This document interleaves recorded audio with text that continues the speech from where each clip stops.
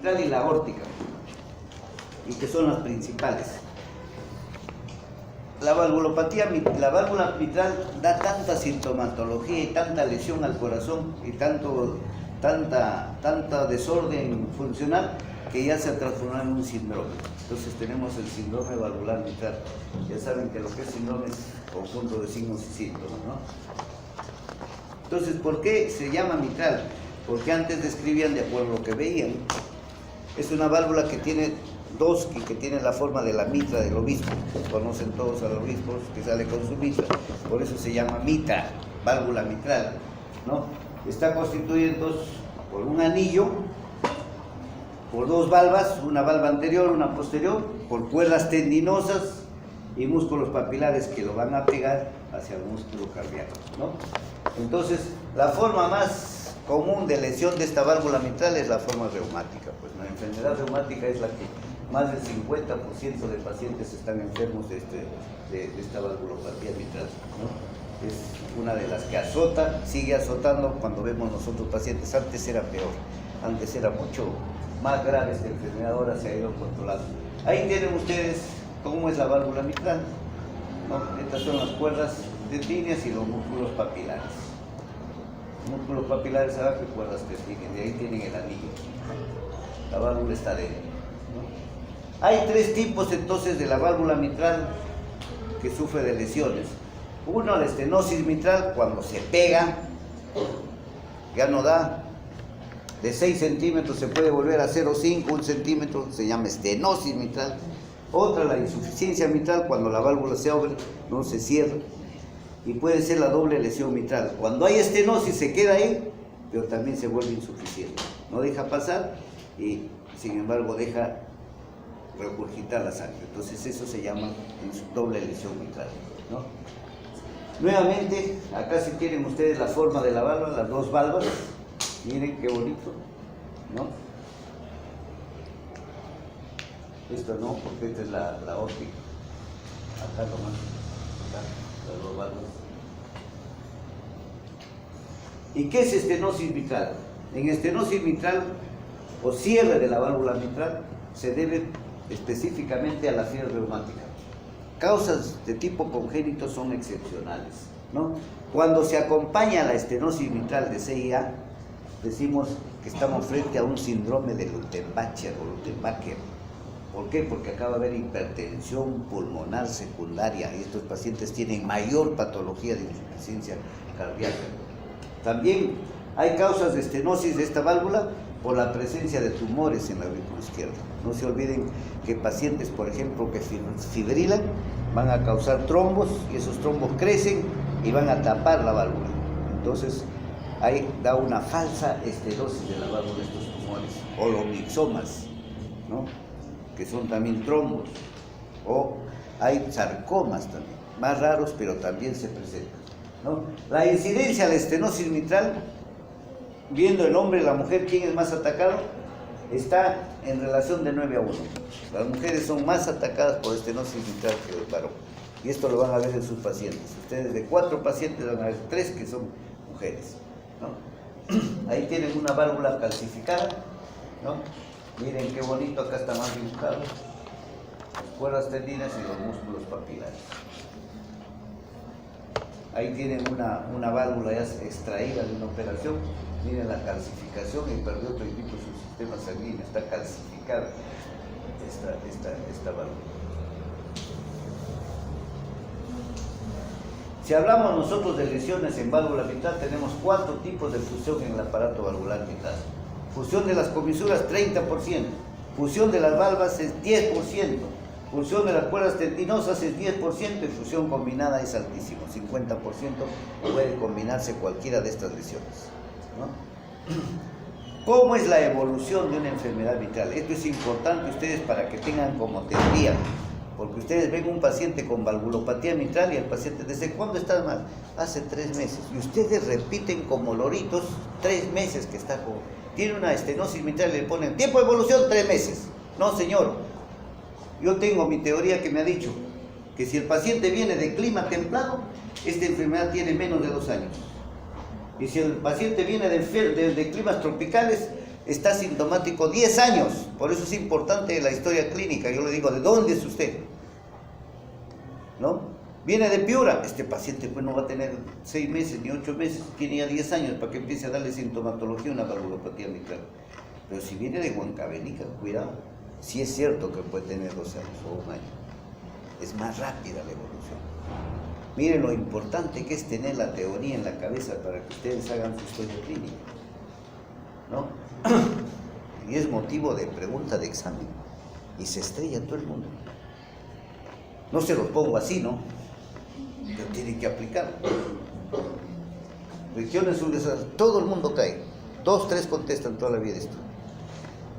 Y se repite, y se repite, y se repite igualito. Regiones subdesarrolladas, no me han hecho, dice. Ponen es pregunta de clínica. Imagínense, es la teoría de esto.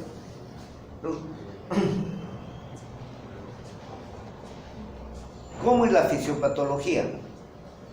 La unión de las valvas se unen, va a presentar, si las valvas se unen, va a presentar la forma tubular. Esta forma, son 2 valvas, entonces hay forma de tubo. Y si ustedes le ponen al ecografista que les haga un examen, le dice, el ecografista le contesta, imagen de válvula mitral en boca de pescado. Ya les está diciendo que hay fusión de valvas. Y si ustedes lo ven en una posición que hay de la posición corta del eco, van a ver la valva así como una boca de pescado que se abre y se cierra, como si el pescado estaría respirando. Igualito, por eso es que le ponen imagen en boca de pescado. ¿Por qué? Porque toda la valva está llena de depósitos de calcio, ¿no? El anillo mitral normalmente, acuérdense, tiene 3 a 6 centímetros cuadrados. Es un anillo grande. Cuando esté en 2 centímetros decimos que la estenosis es leve. Y cuando está a 1 centímetro, incluso yo tengo pacientes, y esto es lo grave de los pacientes, que tenemos con 0,8, 0,5 y están vivos 1 o 2 años. Y esto ya no es solo grave, es un paciente que da un paso y se cae, es un paciente que vive en la cuerda floja. Desgraciadamente en nuestros hospitales no se operan por varias circunstancias. Antes se decía, el paciente no tiene plata.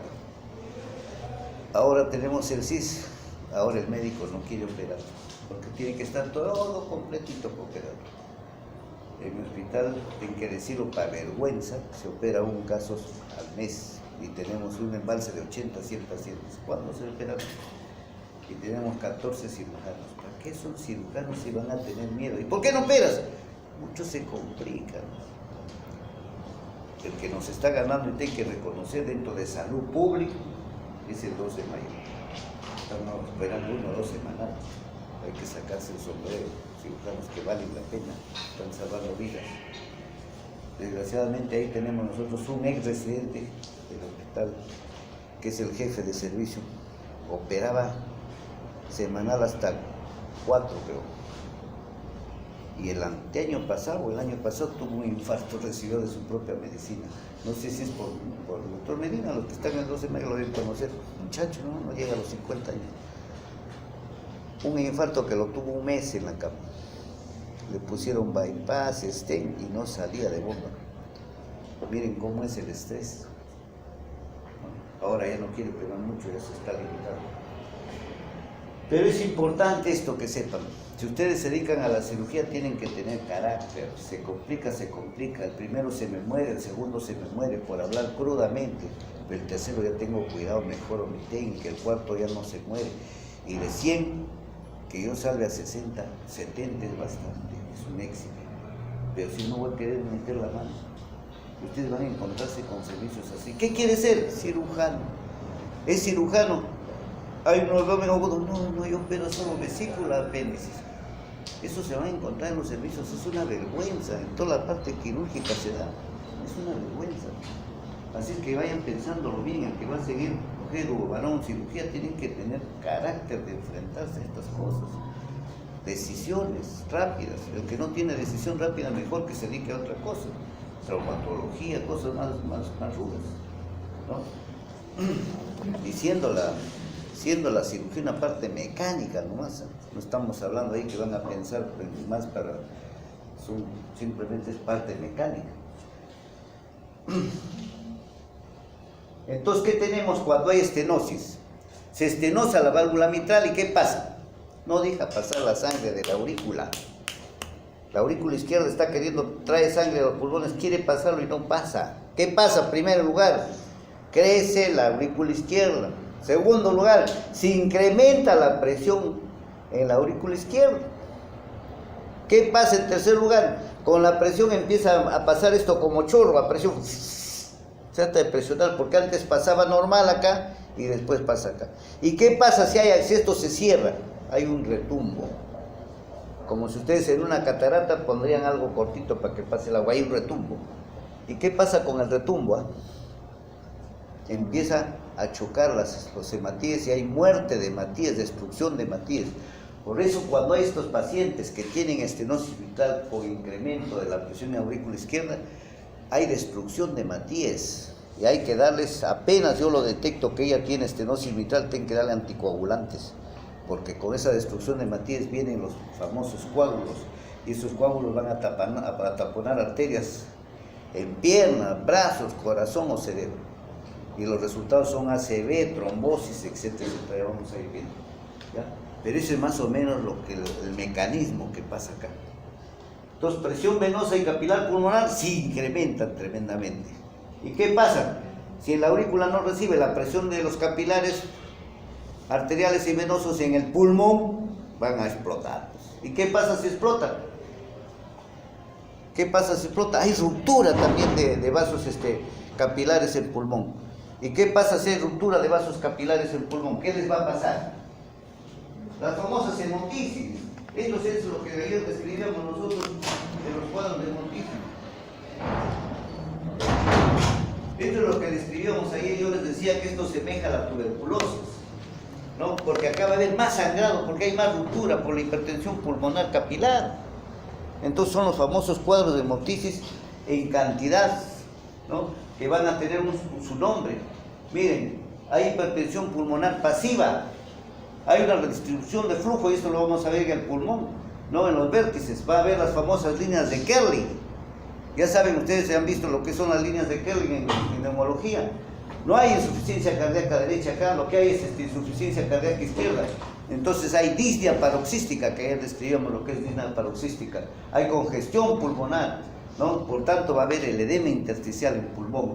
Se realiza, si este paciente lo mandan a correr, a subir escaleras, puede terminar haciendo un edema agudo pulmonar, o este paciente si lo dejan viajar. Por eso el paciente viene y les pregunta: doctor, ¿puedo viajar yo a Huancayo, a la altura? No puede viajar, porque le da un edema pulmonar y se queda ahí en la altura, ¿no? Entonces ustedes tienen que, de acuerdo a esto, aconsejar. Entonces, habiendo hipertensión capilar pulmonar, hay hemoptisis, estamos hablando, porque es altísima la hipertensión. Si no se adapta el paciente, entonces hay las famosas apoplejías, que es hemorragias profusas que botan. Parece una tuberculosis, pero el sangrado es masivo, puede botar 1 o 2 litros porque muere. Antes la gente moría en provincias por eso. Y decían: ¿por qué han muerto? Le dan apoplejía. Ya saben ustedes qué es la apoplejía. Es la hemorragia porque antes no había tratamiento para la fiebre reumática, ¿no? La gente moría por sangrados masivos, ¿no? Otra de las complicaciones es la tromboembolia. Ya les dije cuál es la causa. La tromboembolia, 20%. El año pasado nomás recibimos en el hospital un paciente de María Auxiliadora. Llega el paciente con tromboembolia y nadie le examina el corazón. ¿Y de qué es la tromboembolia? Le hacen el factor que se llama para ver trombosis, ¿no? Y en la madrugada recién lo pasan después de 8 horas al hospital, perdió la pierna.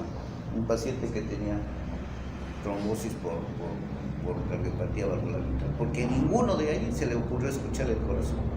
Y estaban pensando y adivinando a qué se debe la trombosis. La escuchan el corazón, ven un soplo, se acabó. Vayan a donde lo pueden solucionar. Esa es cuestión de horas, las tromboembolias, ¿no? Estos pacientes también frecuentemente van a sufrir que sufren con hipertensión pulmonar crónica. 30% van a desarrollar fibrilación auricular. Ayer hablábamos lo que es la fibrilación auricular. Es por la cronicidad de su enfermedad y porque hay crecimiento de la aurícula izquierda. Al haber crecimiento de la aurícula izquierda, ¿qué está viendo? Exageración de las fibras de Purkinje. Entonces hay ruptura, se rompe la comunicación, entonces va a haber fibrilación, el corazón empieza, las fibras empiezan a conducirse por donde sea ya, ¿no? Y esto está relacionado con la edad del paciente y con el tipo de enfermedad, ¿no? Depende de la presión de aurícula izquierda, de la gravedad del proceso reumático. Y cuando hay síndrome de Horner, ¿qué decíamos? Ayer hablábamos de esto y esto es importante que lo sepan. Síndrome de Horner les decía cuando hay compresión del esófago, ¿no? Y va a comprimir el nervio. ¿Qué producía? Producía disfagia, ronquera, tos. Este es el famoso síndrome de Horner, por crecimiento exagerado de la aurícula izquierda, presiona el nervio recurrente laríngeo. Ayer hablábamos de eso, ¿no? Entonces esta enfermedad, terminando, tiene tres importantes cosas, que es disneizante, es palpitante, es hemopizante. Yo le he agregado que es embolizante, porque yo he visto varios casos de tromboembolismo. Hace ya 8 o 10 años recibí una paciente, miren lo que es la casualidad en el hospital. Yo pasaba y lo veo, ¿qué tiene, señora? Era familiar de un otro paciente que le ha dado hemiplegia, estaba con hemiplegia. Y los oculto, a ver, de casualidad los oculto un soplazo. Dije, pues esta es una tromboembolia de 2 días estaba en el hospital. Le dije, pásenlo a mi cama, antes yo tenía 10 camas en el hospital, ya lo cerraron eso. Lo pasé al hospital, le di solo sus anticoagulantes, le di su diuréticos, sus digitálicos. A la semana la señora lo veía pasar. ¿Qué pasó? Es que tratamiento mágico ha tenido. Porque un ACV no se trata en una semana. Pues lo que camine un ACV a la semana van a decir un milagro del Papa, y no era así, sino que era una trombosis que lo tomamos en su momento, se redujo el trombo, se le puso el anticoagulante y salió rapidísimo. Tuvo mucha suerte esta señora. Ojalá les toque pacientes así, siempre oculten corazón. Por eso es que es importante ustedes que sepan ocultar lo que es un soplo, es muy importante. ¿Cuáles son las manifestaciones clínicas de estos pacientes? 80% disnea por la congestión pulmonar, disnea paroxística nocturna, que ya describimos qué es, como el escroto hemotoico. Siempre va a haber en estos pacientes con problema de valvulopatía mitral, escroto hemotoico, casi siempre. La ortopnea no falta, la hemotisis no falta en pacientes ya crónicos, ¿no?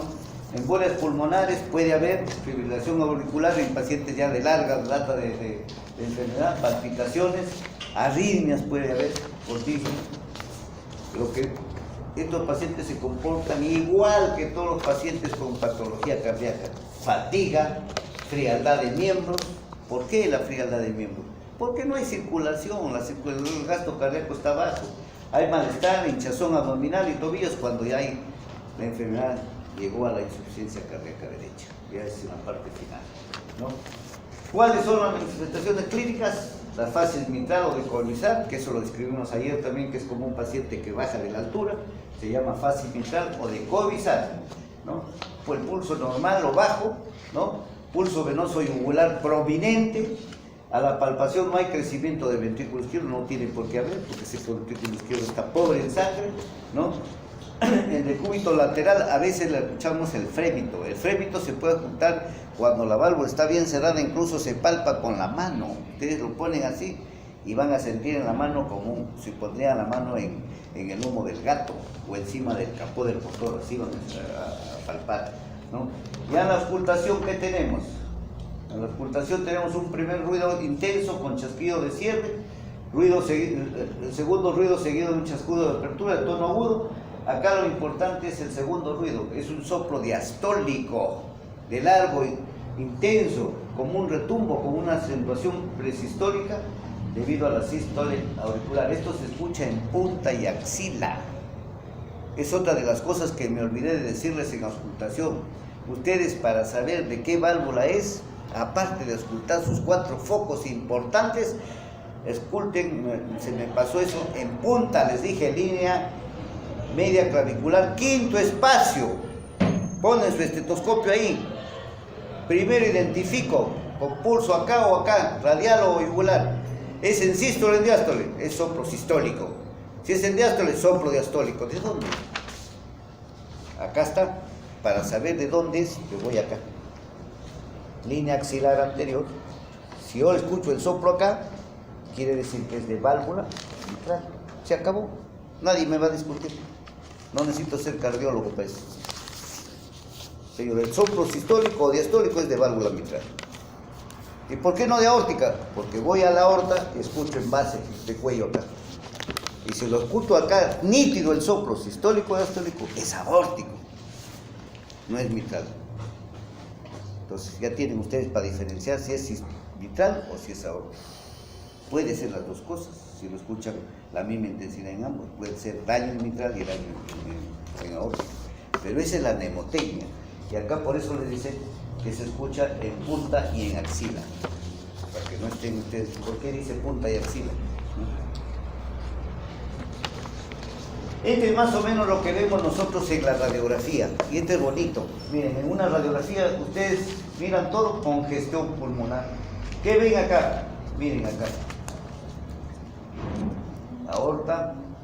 ¿Y acá qué ven? Esta es la pulmonar y acá que ven, aurícula izquierda. Se ve lindo crecido la aurícula izquierda, miren, qué bonito. Tremenda aurícula izquierda crecida. ¿No? Acá también se ve la aurícula izquierda crecida. ¿Ya? Acá es ya con contraste de esófago. Acá está la válvula mitral. Acá se ve el crecimiento más o menos de la aurícula izquierda. Y esto se ve en la ecocardiografía. Miren la ecocardiografía, cómo nos da tremenda calcificación, nos da. Miren la calcificación que es brutal. Y miren la apertura que nos da, 1 centímetro nos da acá. Miren un ventrículo izquierdo chiquito, miren, tremenda aurícula izquierda. Miren ustedes, parece ventrículo, tremenda aurícula izquierda, ¿no? Un ventrículo derecho pequeñito, una aurícula derecha también crecida. Esta ya tiene tiempo, esta paciente. Ya está con el crecimiento de aurícula derecha. Está llegando más o menos a la insuficiencia cardíaca derecha. Pero miren la calcificación que hay. La válvula cómo está calcificada, engrosada y casi cerrada, ¿no? Nada del otro mundo. La ecografía ahora les da el diagnóstico. Pero ustedes aprendan a auscultar por lo menos, ¿no? Esta es la apertura en boca de pescado, miren, así da. Y ustedes cuando lo ven en movimiento se ve la boca de pescado, como si estaría tomando oxígeno, ¿no? Esta es la apertura de boca de pescado, la calcificación tremenda de los bordes de la válvula, ¿no? En otra toma, miren, la válvula mitral con sus calcificaciones. Por ahí debe haber una con trombo. Miren acá un trombo. Qué bonito se ve el trombo. Miren, así se ve el trombo. Este es un trombo que está obstruyendo casi. Cuando este trombo tapa todo, el paciente se muere, ¿no? Cuando enclava ahí, tremendo trombo, ¿no? Eje corto, calcificaciones. Miren ustedes, para ver la platimetría, ellos dibujan así, el ecografista dibuja, le pasa su cursor, igual que ustedes de la computadora, y les da 0,75 centímetros. No necesitan medir, solo pasan el cursor y ya les está dando la medida, porque la máquina está con todas las aplicaciones de ingeniería, ¿no? Esta es la fórmula PISA que se usa. Pero esto no nos interesa porque eso ya trae la máquina adaptada. El electrocardiograma es de poca ayuda. Lo único que vamos a ver en el electrocardiograma es el crecimiento ese de aurícula izquierda, ¿no? La radiografía sí, aurícula izquierda crecida, las líneas de Kelly que vimos, ¿no? Este es el electro más o menos.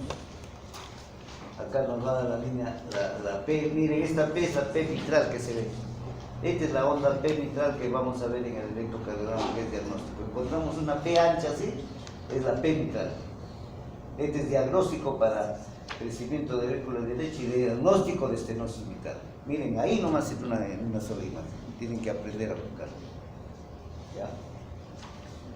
Así como hay estenosis mitral, tenemos insuficiencia mitral. La insuficiencia mitral es la incapacidad de la válvula mitral para permanecer cerrada. Entonces deja pasar la sangre. Hay regurgitación de sangre desde el ventrículo izquierdo hacia la aurícula izquierda, cosa que no debería haber durante la sístole, ¿no? Entonces esto se debe a alteraciones anatómicas y funcionales. ¿no? Por primera vez, ¿quién diagnostica Corvisart en 1803 y en 1832? Ya lo describe el soplo apical regurgitante, que es el soplo característico de la insuficiencia mitral. Cualquier anomalía que haya en la válvula nos da insuficiencia. Pueden ser primarias, agudas, secundarias o crónicas. Las crónicas pueden ser significantes y hemodinámicamente significativas.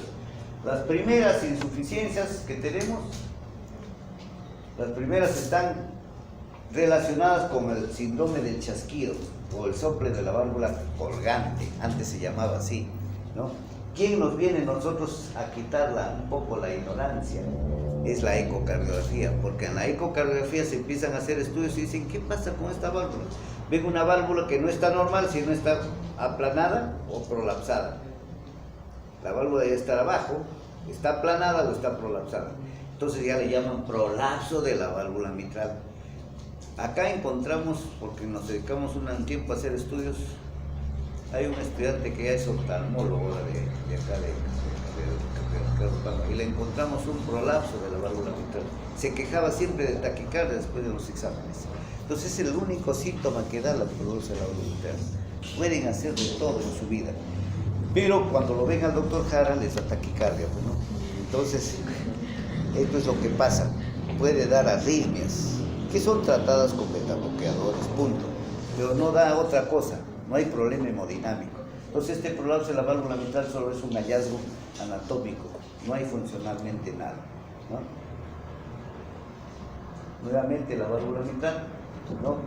La normalidad de cualquier estructura e insuficiencia mitral.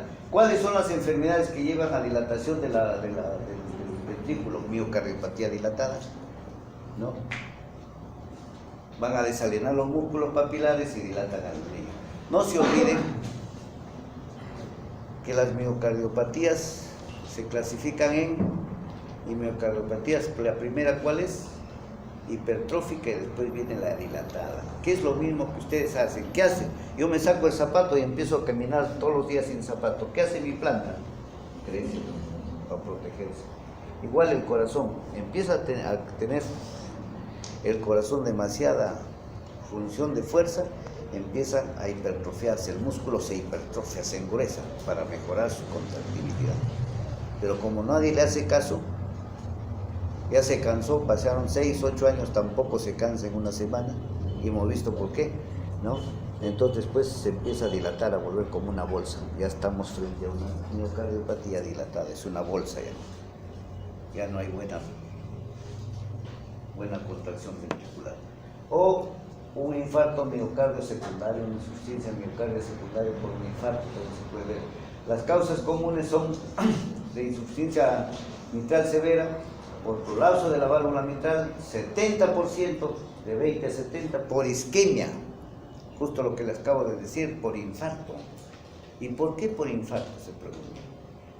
Ahora vamos a ver, 13 a 30%, por enfermedad reumática 30 a 40% y por endocarditis 10 a 45 minutos. ¿No? La mayoría de pacientes con prolapso de válvula solo tienen insuficiencia mitral leve y no necesitan cirugía, lo que decíamos antes, ¿no? El prolapso de la válvula mitral, cuando es simétrico y asimétrico, una de las enfermedades que causa insuficiencia ventricular o insuficiencia mitral es leve en los pacientes que hay dilatación ventricular y disfunción de ventrículo izquierdo sistólica, las endocarditis bacterianas, las colagenopatías, el lupus eritematoso, la enfermedad valvular reumática, que son causas menos frecuentes de insuficiencia mitral, ¿no? En el anciano puede deberse a calcificación del anillo por arterio o cardioesclerosis, que esto no necesita cirugía también, ¿no? Porque las insuficiencias son leves, ¿no? Las carditis reumáticas atacan siempre en insuficiencia mitral en ambos sexos de 1 a 1.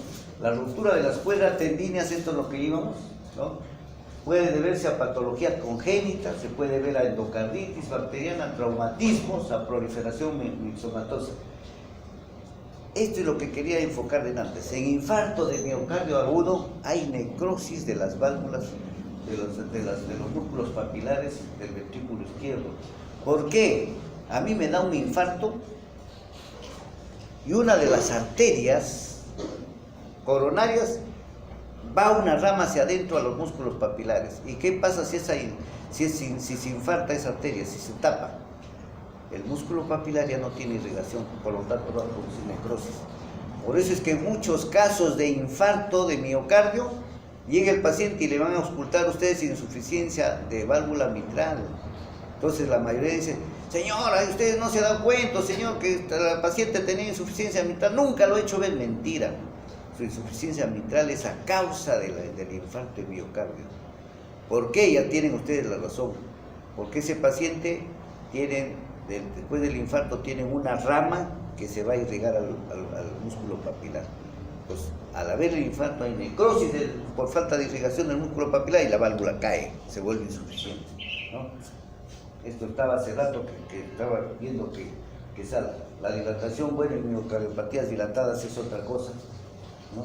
Acortamiento, rigidez, retracción de válvulas, igual nos va a dar insuficiencia, calcificación de anillo, calcificación de la válvula aórtica. Cuando invade el sistema de conducción, no solo va a dar insuficiencia mitral, sino nos va a dar bloqueo auriculoventricular completo que estábamos hablando ayer. ¿Cuáles son los síntomas? Igual que la insuficiencia cardíaca común, disnea, que es el principal síntoma. Cuando hay perforación aguda de válvulas, puede haber edema pulmonar, ¿no? No presentan síntomas los pacientes crónicos con procesos reumáticos. No se olviden que en procesos reumáticos, cuando da insuficiencia de válvula mitral, escuchen para su teoría, para aplicación en el paciente, pueden durar hasta 20 años. Entonces yo cuando hago un diagnóstico de insuficiencia de válvula mitral, el paciente no se enfermó el año pasado ni hace 2 años. Tiene una evolución larguísima de 20 años, ¿no? El pulso arterial, ¿cómo es esto? Pequeño. El latido de punta es fuerte porque hay crecimiento de ventrículo izquierdo, está hipodinámico, desplazado a la izquierda, ¿no? El primer ruido cardíaco se encuentra encerrado, nunca hay chasquido acá porque la válvula está abierta, es de tipo aspirativo, de mayor intensidad en punta. Si radia axila, como en el caso anterior, y hay escápula, ¿no? Y el soplo puede ser holo o telesistólico, mientras que en la estenosis es diastólico. Acá es de tipo telesistólico, ¿no? Acá sí vemos nosotros crecimiento de ventrículo izquierdo. Siempre en una radiografía, cuando quieran ver crecimiento de ventrículo izquierdo, el ventrículo sale a la pared costal, sale, no se queda dentro, sale. Entonces acá decimos que hay crecimiento de ventrículo izquierdo. Esta es la eco. Miren, acá se le pone suero y miren cómo pasa el suero, ¿no? Hay escape del suero de la aurícula izquierda, ¿no? Calcificación, acá hay un trombo, su insuficiencia está abierta, hay estenosis y hay insuficiencia, esta es doble lesión, ¿no? Miren la calcificación tremenda, ¿no? Una insuficiencia tremenda de la válvula, está abierta, ¿no? Acá miren, pese a que está estenosada, sigue abierta, no cierra, sigue dejando pasar. Esto es lo que se ve ahora en color, el Doppler de color, que se calcula hasta cantidades de ese dicho. ¿Qué se ve en el electrohipertrofia del ventrículo izquierdo? Pacientes agudos.